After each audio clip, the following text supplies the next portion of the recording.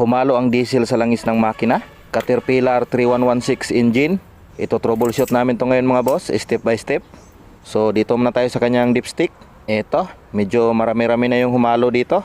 At masyadong malabnaw na rin ang kanyang langis. Asphalt milling machine nga pala ang unit na to mga boss. So bali dito ay ang una naming titingnan ang mga o-ring ng kanyang mga injector. So babaklasin namin to.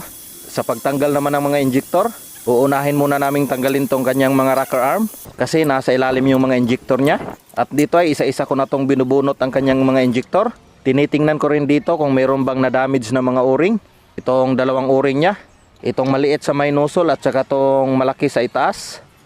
Oh, baka may magsasabi na naman dyan mga boss na walang kinalaman yung o-ring ng injector sa paghalo ng diesel at saka langis. Tulad ng isang video kong in-upload mga boss sa makina ng PC200. Ito yung video na yon mga boss. Ang problema dyan mga boss ay naghalo din ang diesel at saka langis. So ang troubleshoot ko dyan mga boss ay sa o-ring ng injector. Pinakita ko doon na matigas na yung o-ring at saka lubog na sa kanyang housing.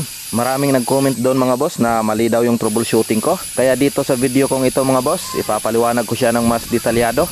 Baka kasi yung mga nag-comment doon na mali daw ako, baka sila yung mga hindi pa nakaranas ng mga ganitong makina. So dito tayo sa injector mga boss. Unang-una, pansinin natin kung saan to nakalagay. So nakalagay to mga boss sa loob ng valve cover. At pangalawa mga boss, papansinin natin kung saan yung supply at saka return ng injector. Ito mga boss, nasa gilid yung supply at saka return ng injector. So dito mga boss, kapag masisira tong o-ring sa ibaba, so o-ring kasi ito mga boss, hindi ito yung washer type. So kapag ito ang bumigay mga boss, itong o-ring sa ibaba, malalaman kaagad natin yan mga boss kasi mausok yung makina at saka palyado din. Pero pag itong o-ring sa itaas ang bumigay o nasira, hahalo talaga yung diesel sa langis ng makina mga boss. So yun lang ang paliwanag ko dyan mga boss. Pero dito naman sa troubleshooting natin ngayon mga boss, okay lang naman lahat ang kanyang mga o-ring. So ibabalik namin to ngayon mga boss pagkatapos namin tong malinisan. At saka mga rocker arm. At saka sabay tune up naman ito. At ang valve clearance na inilagay namin dito mga boss ay sa intake ay 0.40 mm. At saka sa exhaust naman ay 0.45 mm. So dito mga boss ay proceed kami sa kanyang injection pump. So babaklasin namin to ngayon mga boss. Fast forward lang natin ng konti.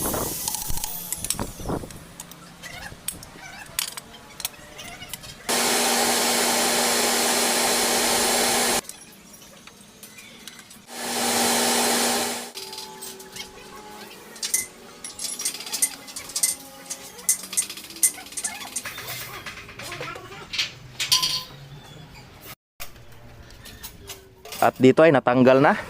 So bali ang gagawin namin dito mga boss, papalitan namin to ng bago. Ito, meron kaming bago dito. Bali ililipat lang namin tong ibang mga parts nito doon sa bago. At dito ay ito, nalipat na. Ito ang sa kanyang accelerator. At ito ang kanyang fuel shut off solenoid.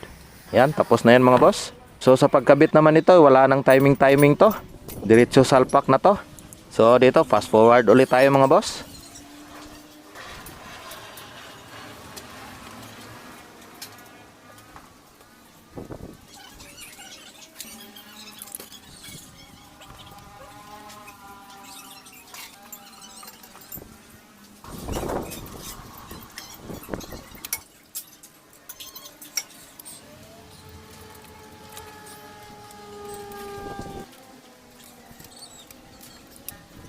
So bali ito mga boss, ito yung return at saka supply ng kanyang injector. At yun isa sa itaas. Ito sa gilid. So dito mga boss, tapos nang naikabit yung injection pump. At saka tapos na din tong ma-change oil mga boss. At saka magbi-bleed muna ako ng konti dito. Papaandarin na namin to ngayon.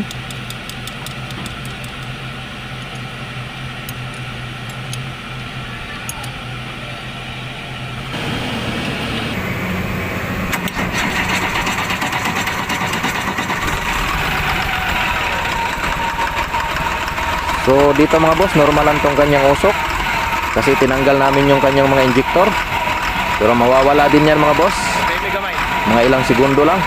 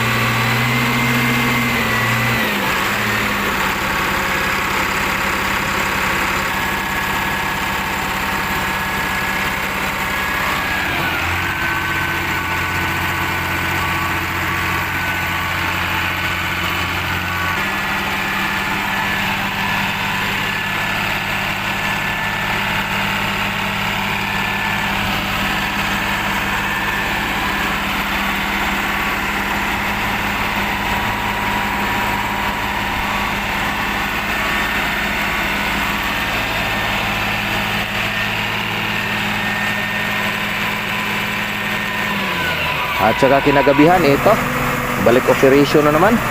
Okay na to mga boss. Salamat sa panonood mga boss.